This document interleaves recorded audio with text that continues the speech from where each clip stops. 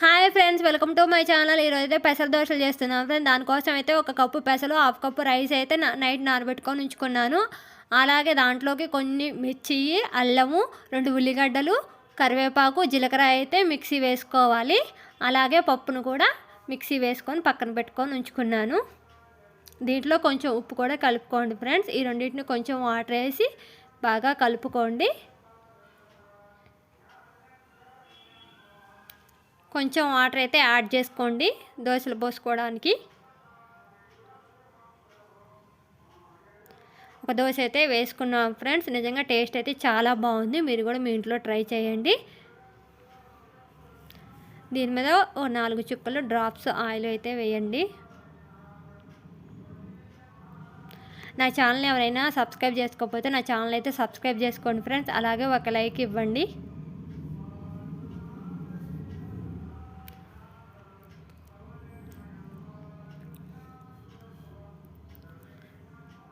వీటిని తిప్పేసుకుందాం ఫ్రెండ్స్. బాగా కాలిపోయిన తర్వాత తిప్పేసుకోండి.